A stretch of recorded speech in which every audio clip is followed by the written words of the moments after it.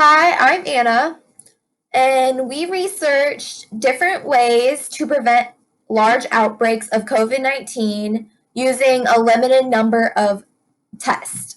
And in this, we specifically looked at the population of Luther College as a demonstration. First, we're going to look at different factors that led us to set up our differential equations, which led us ultimately to choose our testing strategy. The R naught of COVID has been estimated by scientists to be between 0.7 and 2. You'll later see that we decided to go with the lower end of the spectrum as Luther has a smaller population. Next, an effective contact that can transmit the infection is one that lasts about 15 minutes and you're within 6 feet of another person. Lastly, we looked at the average days the infection lasts,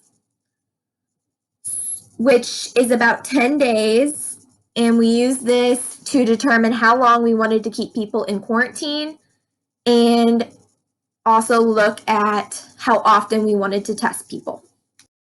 There are two different tests used when testing for COVID-19. The first is the CDC's 2019 nCoV RT-PCR. This test uses 4 different reagents to test against the bacteria to give a positive test result for COVID. The second test used is the SARS-CoV-2. This is the test that Luther is using and the one more commonly used across the US. This test also gives a positive test.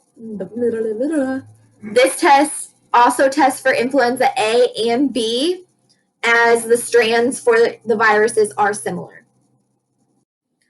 Next is contact tracing. This is when wearing your mask matters. Who have you been within 6 feet of for at least 15 minutes without your mask on in the last 10 days? Where have you traveled in the past 10 days? These are some of the questions you'll be asked if you test positive for COVID. Think about those questions. Can you answer them? Anyone who has had a proper contact will be quarantined and not tested. Because you have the Rona. Contact tracing will help find those who have been exposed without using tests. Hello, so this is Sten, and I will be sharing with you guys the differential equation models that we used for modeling both no testing strategy and using the contact tracing strategy of testing for the SARS-CoV virus at Luther campus. So let's go over some variables / parameters first. So S is susceptible to the disease, kind of obviously. IA, it denotes an infected asymptomatic, which they might or might not be carrying the COVID virus, but regardless, they don't show any symptoms of infection, and they have a much lower infection rate than that of the symptomatic infected individuals. IS denotes an infected symptomatic, so this is someone with an active COVID infection. R denotes recovered, so these are people who have recovered from the infection already, and immunity is presumed in this. And Q is a subcategory that we'll be using in the second simulation, which denotes quarantined, which they might or might not show signs of infection, but they cannot infect others. So for the first differential equation model, we decided to go with something like this. So everyone starts in the S category and then moves into the infected asymptomatic category. And there they will stay for, after 3 days, it's decided they'll either stay in this category for another 8 days, or they will move into the symptomatic infected category after and stay there for 5 days, and then both categories will move into the recovered state. And I believe that we went with about 90% show symptoms and 10% never show symptoms. So let's take a look. So as you can see, we have all of our categories here: susceptible, asymptomatic, symptomatic, recovered. Our beta, we have two betas here. So the beta symptomatic is 2.5. The beta for asymptomatic is 1.25, and the rate of recovery is 0.0125. So it's 8 days. Are not, it's roughly about 0.95 for COVID. We have 2,000 people on campus, and then yeah. So as you can see, start off with one infected asymptomatic and one and 1,999 symptomatic individuals. So as we scroll down, you'll notice that at around day 5, the case number suddenly skyrockets, reaching the maximum, which is 854 in 10 days. And then this continues on and slowly depletes over the course of another 40 days. So the duration of the entire infection is 52 days, so that would be about a month and a half. And yeah, as you can see, the numbers skyrocket kind of quickly. And I don't know how many I don't know how many sick rooms Luther has, but I know that we definitely don't have 854 of them. So yeah, like I said, it has a maximum of 854 infected individuals at one time, and basically the entire school is getting infected if we don't, no testing, no quarantining, nothing. Yeah. So let's take a look at our second model. So from here, it gets a little bit more complicated. So we start in the S category and then move into the IA category, just like before. But here's where things get a little bit trickier. So individuals who are caught, quote unquote, with the IS, we're presuming a mix of people self-reporting their symptoms or having a teacher or an RA sort of say, hey, you're sick, you need to be quarantined. And they will go into quarantine. And then from there, for every person who's taken out of this bucket and moved to here, we will have another 3 people moved from on average from all of these categories moved into quarantine. So yeah. And then and then people can be moved from the asymptomatic and the symptomatic roles into quarantine. As you can see, some still managed to slip through the cracks. We assume that 75% of cases would be caught, whereas the other 25% would, be mild enough or just wouldn't get noticed. And so that there are still roughly 25% of people running around with an active COVID infection. So let's look at that data.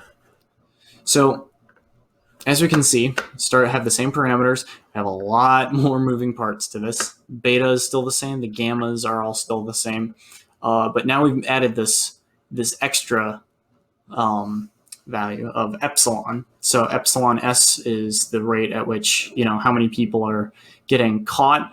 And then because we had, for every person who gets caught, we have another 3 people. It's epsilon A is epsilon S times 3. So as we can see, starts off kind of the same. Still kind of a spike in cases around day 5 or 6. But yeah, we don't quite have the same number as we did the previous time, with only 174 people being actively infected, and out there at the same time. 709 people apparently are in quarantine. I don't really think that that's a realistic number. But yeah, I mean, so this is with so yeah, basically that what's happening here is that the people who are getting caught are getting removed from the equation. So you'd probably confine them to their rooms, or if you caught an entire dorm hall, you'd have to quarantine the dorm hall. And assuming that we can just sort of execute this without any hitch, the active infection lasts for about 30 days. As you can see, we still have about 50 individuals in quarantine, but the symptomatic and asymptomatic individuals have fallen below, and everyone, yeah. So, yeah, this is a better situation. We don't really have as many active infections running around, but yeah, it's not. It's the duration of the actual outbreak is somewhat shorter because we're keeping people apart and avoiding the spread of infection. But yeah, as you can see, if we were this lenient, this would be somewhat wrong page. Yeah, no, this would be somewhat problematic unless we completely locked down the Luther campus for 2 weeks. So, yeah, those were the differential equation modules, and yeah. Next are different methods of testing we considered before choosing the best option. The first is random testing from groups of the population every week. So this takes a random person from multiple different groups. So it would be one person per floor of each building. Or you would do one person per sports team or music ensemble or classroom. And we chose the time period of a week, as that should catch as many cases before the virus runs its course in about the 2 weeks it would for most college-age adults. The second is random testing different parts of the population each week. So this would be 1 week you're testing the athletic teams, the next week music groups, and the week after different classrooms. And how many people you test each week would depend on how big that group is. The last option was to test wholes of part of the population. So select groups are all tested. This would be 1 week testing the whole football team, the next week a whole classroom, and the week after a whole music group. This leaves gaps, as the people who are tested in this are usually only hanging out in those groups. So contact tracing would be very minimal, and you wouldn't catch as many cases from week to week. Using SENS data, we decided the best method of testing would be the first, testing random groups each week. The groups we decided to use were buildings and floors. So one random person per floor from each dorm building will be tested. This amounts to about 40 tests a week. This method allows for the most random testing and also will best extend the limited number of tests to last longest. In addition to the random testing, we decided to test those with persistent symptoms for 3 days, assuming that for those 3 days they stay in self-quarantine.